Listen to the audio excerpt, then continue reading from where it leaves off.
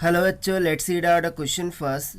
Let S denote the set of complex numbers Z such that log to the base 1 by 3 log up to the base 1 by 2 in bracket mod of Z ka square plus 4 mod of Z plus 3 this whole term is less than to 0 then S is continued in. So यहाँ पर देखिए हम बोल रहा है कि जो S है वो डिनोट करता है यदि set of complex number of Z को, जिसके लिए हमें ये एक्सप्रेशन देख रखा है लेस दैन टू ज़ीरो के इक्वल. सो जो S होगा वो किस रीजन में कंटेंट होगा that we have to find here. Simple. So चलिए स्टार्ट करते हैं सोल्यूशन से. But before of its let's talk about the key concept which we are going to use here for this question. So if you remember, यदि mod of Z इसका value 1 के equal दे रखा हो, that means to से कि Z will be equals to X, because we know that Z is nothing but X plus iota of Y, यानी कि इसमें real term and imaginary term दोनों ही होंगी. बट यदि Z is equals to X हो जाए, दैट मीन्स टू से it's purely a real and positive. ठीक है, Z क्या हो जाएगा? प्योरली रियल एंड पॉजिटिव हो जाएगा. राइट. सो उस केस में हम यहाँ पर इनइक्वालिटी को चेकआउट करते हैं. वाइल इफ़ यू रिमेंबर, सो हमने बी स्क्वायर माइनस 4ac का फॉर्मूला पढ़ रखा है. ठीक है ना? That is x is equals to minus का b प्लस माइनस में under root of b square minus का 4ac upon twice of a. So ये फॉर्मूला हम यूज़ करने वाले हैं for the equation of quadratic, that is ax का square plus में bx प्लस का c is equals to 0.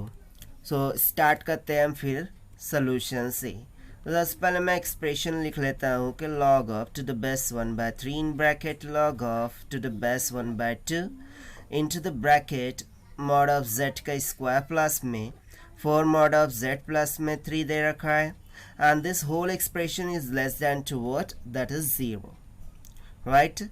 Now, ये जो ज़ीरो है, यदि मैं इसको एडजस्ट करूँ, सो इसको मैं एडजस्ट कर सकता हूँ लाइकवाइज कि मैं सिंपली इसको लिख सकता हूँ ना कि log of 1 to the base 1 by 3, right? And here it will be log of to the base 1 by 3 into bracket log to the base 1 by 2 into the bracket mod of z का square plus में 4 mod of z plus में 3. ठीक है, this whole term is less than 2. So comparing on to the both side log of to the base 1 by 3 को हम यहाँ पर neglect कर सकते हैं. And while comparing in logarithm, ठीक है ना, लॉगरिदम कॉम्प्लेक्स नंबर, जो इनइक्वालिटी है वो चेंज हो जाता है.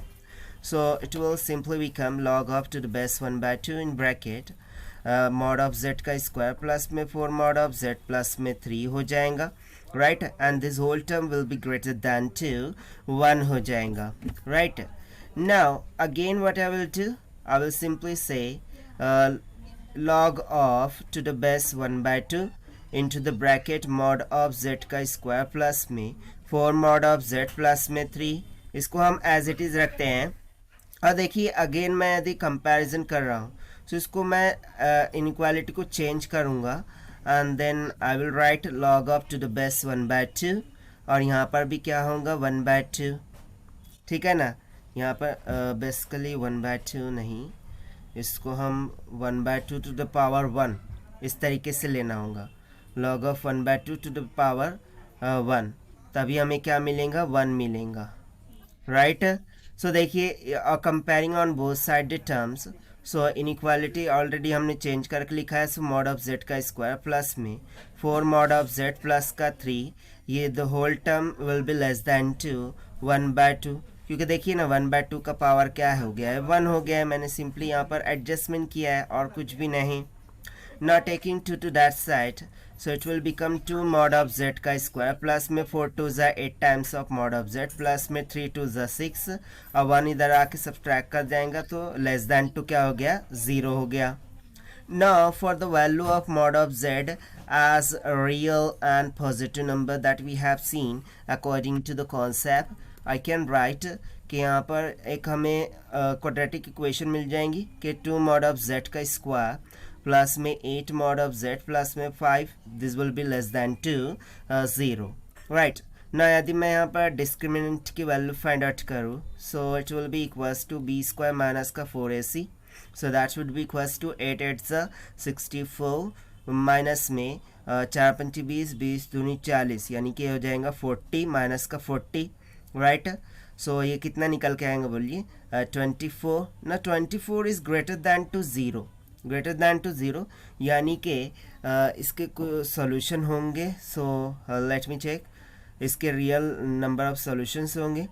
सो उसके लिए अब हम बी स्क्वायर माइनस 4ac का फॉर्मूला लगाएंगे। सो जो मॉड ऑफ जेड है उसका वैल्यू किसकी इक्वल हो जाएगा, माइनस का बी यहाँ पर क्या है 8 प्लस माइनस अंडर रूट में बी स्क्वायर माइनस 4ac का वैल्यू हमने ऑलरेडी फाइंड आउट करके रखा था, that is 24 divided by 2 into a. So a कितना है 2, so this will be equals to, so minus का 8 प्लस माइनस ना 2 को बाहर निकालेंगे, दैट इज़ 6 चौक 24, सो 4 बाहर निकल के हो जाएगा 2, अंडर रूट में बच जाएगा 6 divided by 2 to the 4, so it will comes out to be minus का 4 plus minus under root of 6, और डिविडेंड में क्या चल रहा होगा 2।